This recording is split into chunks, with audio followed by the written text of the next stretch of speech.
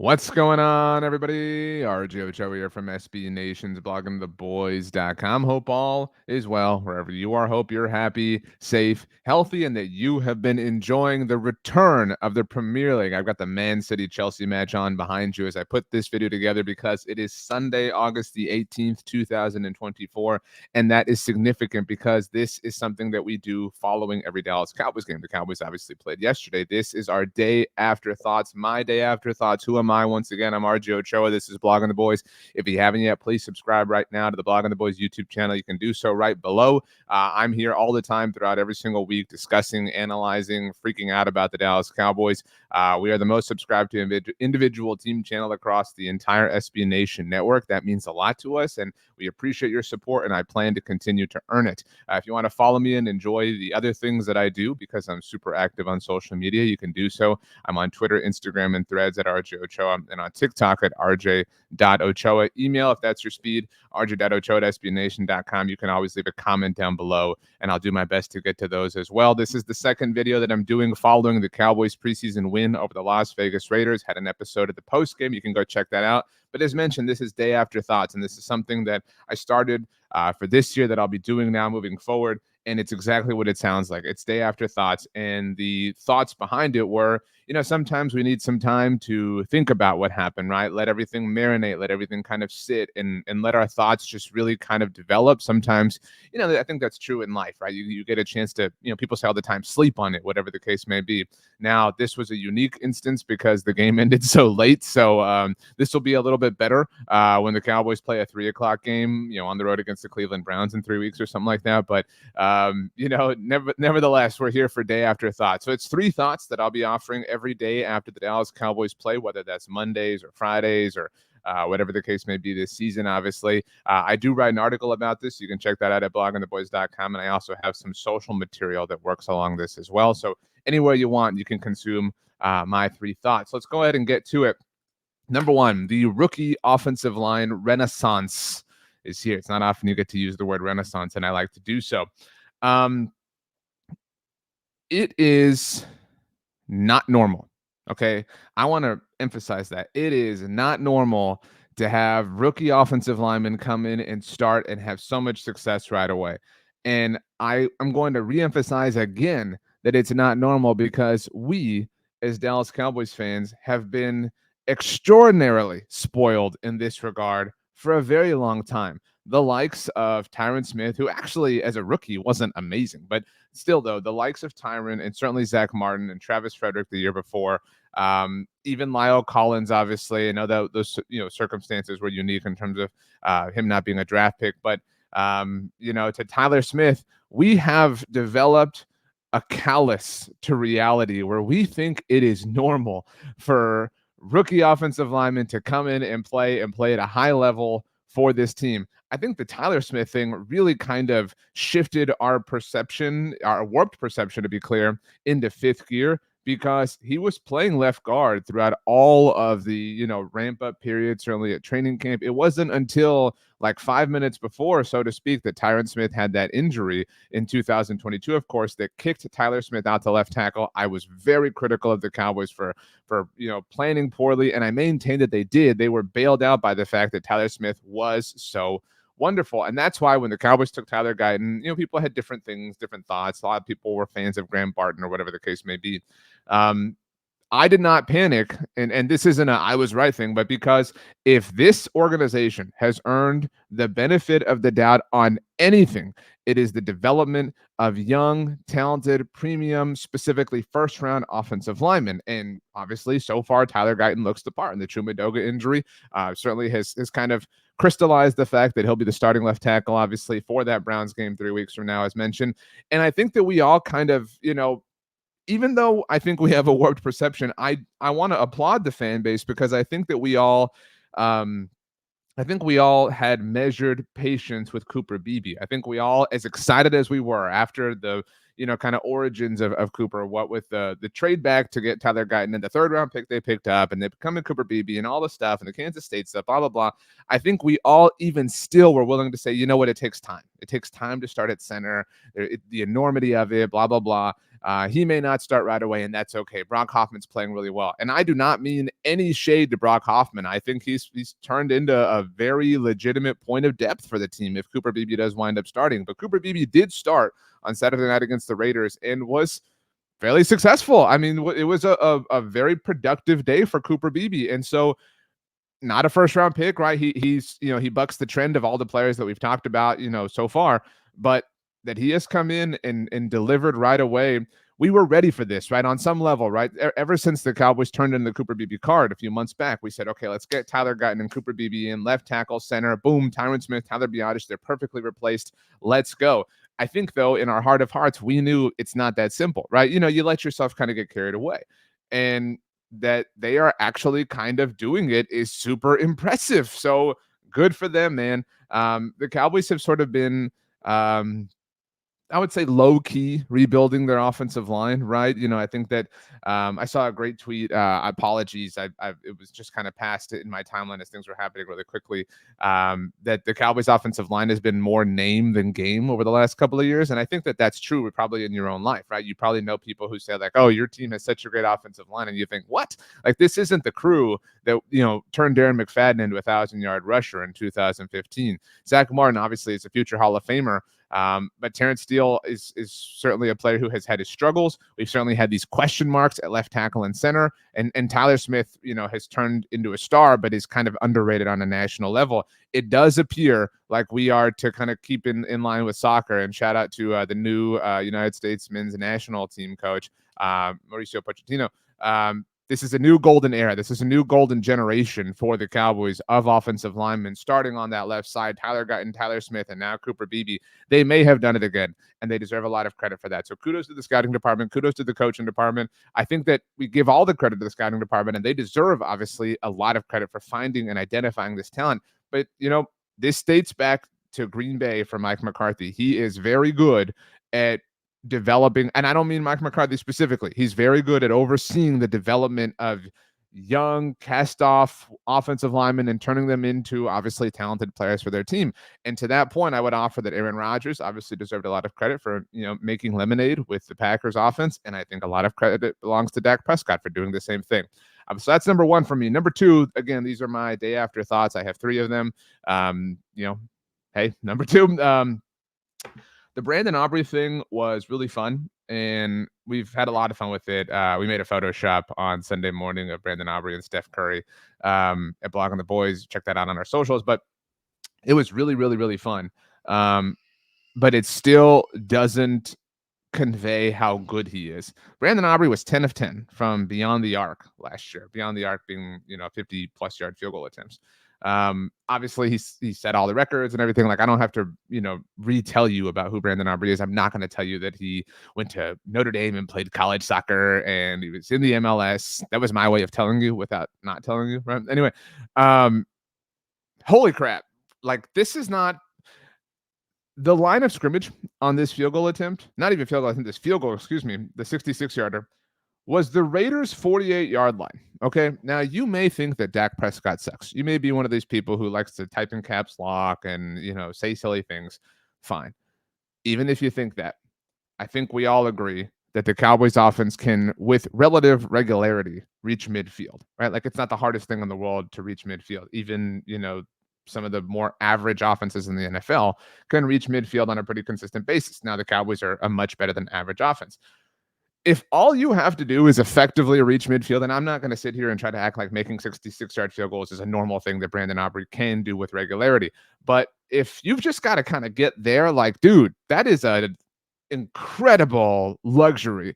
And the Cowboys have that going for them. And it's amazing. I mean, it really is amazing. His story in the MLS and the Notre Dame thing, like it should not have been this easy to find this all-world talent. Now, I'm turning this into a different conversation and just kind of in a conversational way. It's not a hot takey way. It's not a I'm freaking out way. It's not a you should freak out way. We have yet to, legitimately see how the Cowboys and really everyone for that matter are going to attack the new kickoff, right? It's super exciting and it's super interesting how this is a new thing, how the new rules, the new format, blah, blah. And I think so far throughout the preseason, we've seen some positive returns, but I think we've also seen nothing but gamesmanship. Nobody wants to, because when you talk about the new kickoff, everybody wants to say like, oh, whoever finds and identifies the advantage first is going to have such a leg up on the competition. So nobody wants to, kind of show their cards here in the preseason. Because why would you? So that being the case, whether the Cowboys are legitimately planning or not to utilize Brandon Aubrey on the kickoffs, my 2 cents, my piece of advice is don't. Brandon Aubrey should be nowhere near this, because this is a world, and I wrote about this earlier in the offseason, where the kicker may have to tackle more, right? Justin Tucker has talked about this, right? That's just a possibility given the new nature of the kickoffs. I want Brandon Aubrey nowhere near this. I wrote an article, had to have been, I think, 7 years ago, maybe 6 years ago, for the site, for Blog of the Boys, about Dan Bailey at the time. And it was about how the Cowboys utilized Dan Bailey on kickoffs. Now, this was a world, obviously, of the old school kickoff that was basically going out the uprights, blah, blah, blah. And my point was just about the physical toll, because, Dan Bailey was dealing with some back injuries at the time, whatever the case may be. And my argument was, why are you even wasting his kinetic energy on these kickoffs, right? Like, he is too valuable of a point scorer for you. Why would you waste his energy and theoretically, put him through more wear and tear on his back injury or whatever, if he is that valuable of a point scorer, if you're just going to be booting it out to the end zone? This is kind of that logic, except that he might have to make a tackle, right? If I was John Harbaugh, if I was Mike McCarthy, there's no way that my kicker would be involved in this. So again, I'm not like freaking out about this. It's just thinking about things down the road. The point that I'm trying to make here is that Brandon Aubrey is incredible. All right. He is, I'm out of words for what Brandon Aubrey is. So kudos once again to the Cowboys for going off the beaten path, but finding the right solution here. So, okay, that's 2 of the 3 thoughts, which means, 3 minus 2, that means we have 1 thought left. And let's get to it. It felt great. Let me check in. Man City still up 1-0.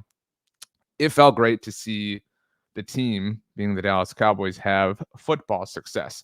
Now, I do not have to tell you that this has been a long time as Dallas Cowboys fans, right? It has been a trek through the wilderness of the offseason and even the training camp period and the preseason, right? Anywhere you look, it's, there's way less hype, there's way less energy, there's way less fun. I haven't been this unexcited about the Cowboys, in a long time. Blah, blah, blah, right? Like, and I'm not, upset at you if you have said these things or continue to say these things, or you feel these things or have felt these things at any point in time. You have every reason, right, to feel and fan however you want to. All right. I get it. Either way, if you're somebody who wants to be mad about everything, that's up to you. If you're somebody who says, I just want to turn the page, I want to wipe the slate clean, that's totally up to you as well. That being said, however you feel, it's not a secret to say that it has been tough, right? It has been tough at the very least, because the conversation has been the same. When are you going to do the extensions of Dak, CD, Micah? The market, it's rising. All these other players are getting done, blah, blah, all in, no urgency, blah, blah. It's been exhausting, right? It has been exhausting in the most non-football way possible. Checking in on the game again. No, these things have had nothing to do with the actual on-field footballness of it all. We have spent so much time, because the Cowboys continue to stir the pot, like Cole Beasley when he would celebrate, when he did the big, massive, like it was like a vat celebration. They continue to stir the pot to where this has just become the national headline every single day. And so it was so nice on Saturday night to see the offense have success, to see Trey Lance have success. I know, we've talked about Trey Lance, blah, blah, blah, but what a cool thing for him to have success individually. It was so great to see Keeman Hall have the pick 6, the Brandon Aubrey thing that we've just discussed. Offense, defense, special teams, every phase of the game, the Dallas Cowboys had success, and they won. It was good times. It was good vibes. And it was like, I wrote this in the article that I did on this subject. So I've got my 2 dogs in here, and I saw one of you said that I should get a cat in my post-game video. Whoa. Dog person. Anyway, all due respect to cats. So Bear and Honey, they're asleep here in the office. Good pups right now. And I walk them every morning. I walk them every evening, right? That's, part of being a dog owner. It's hot. It's humid right now, right? Because we're still in August. And I cannot wait. I cannot wait for the first moment of fall weather where I'm walking them in the morning or the afternoon, and that I don't even want to say the cool front, but like just the first like kiss of cool air is coming in, and you can kind of feel it, right? And it just feels right. It feels like football season. That's kind of what Saturday night felt like, right? After we were wandering and have been wandering through the humidity of this all, the jungle of the offseason, it was just so nice to get that first waft over us. And again, it wasn't a drenching of cool weather or whatever the case may be, to kind of stick with the analogy, but it was a reminder that that is coming. Those days are coming. This humidity is going to fade soon enough.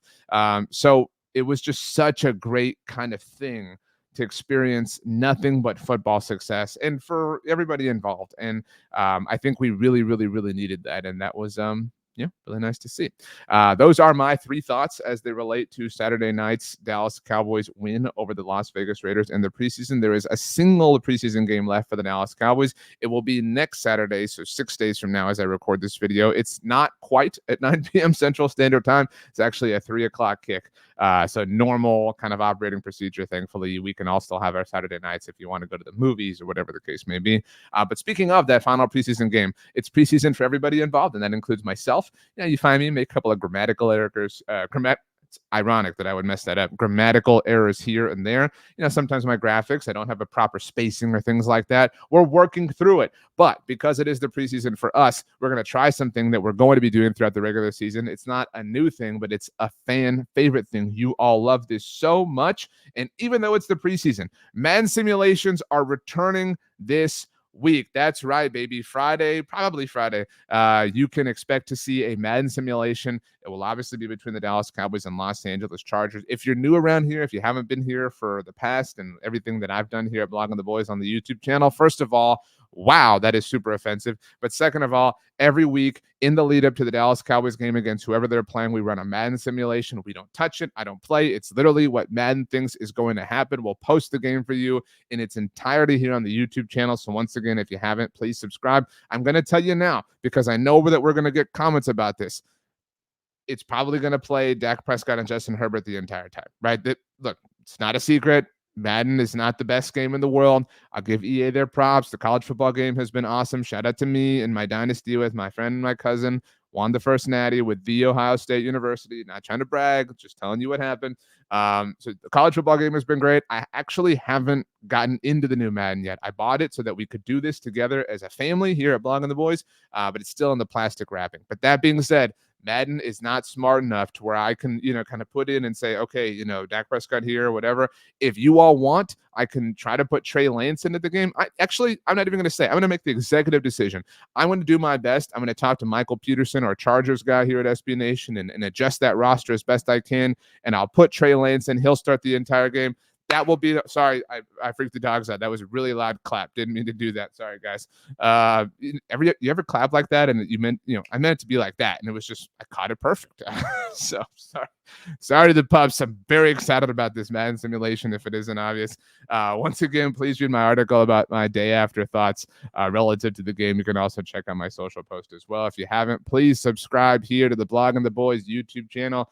I will be here. I will be your companion throughout the entire Dallas Cowboys season and beyond as we convince ourselves that this is the year, as we freak out about this, as we celebrate that. It truly is the most wonderful time of the year, and it is finally upon us. Once again, the Dallas Cowboys did win yesterday, but it is not a Victory Polo Monday. We do save some things for the regular season. We have to have sanctity around here, and this is a regular season sort of thing, Victory Polo Monday, even if it's on a Sunday. So that being said, my name is RJ Ochoa. You can follow me on Twitter, Instagram, Threads, at RJ Ochoa, on TikTok at rj.ochoa. If you want to send me an email, you can do that way as well, rj.ochoa@sbnation.com. If you want to leave a comment down below, I'll do my best to get to those as well, as mentioned. But yeah, it's a busy time. It's a lot of fun. We got a lot going on. And yeah, this was Day After Thoughts. If you have any thoughts on this or anything you want to see on a regular basis, I'm certainly open to that. You know how to contact me. You know how to get in touch. But yeah, without further ado, I'm going to apologize one more time to Bear and to Honey. Did not mean for that clap to be super loud. That was just, again, sometimes those things just happen that way. Oh, man, almost again. I have clearly had too much coffee in response to not getting a lot of sleep because of how late the game ran. So I'm going to go ahead and get out of here. I'm going to get some food in my system and try to settle down. Enjoy the rest of your weekend, whether it's watching the Premier League, although this match is about to end, baseball, whatever the case may be, rewatching this game. I hope you have a fantastic time. Thank you for giving some of your time here to me at Blogging the Boys. As always, I plan to continue to earn it. Thank you, and have a great day. So with all that being said, we will see you next time. Have a good one.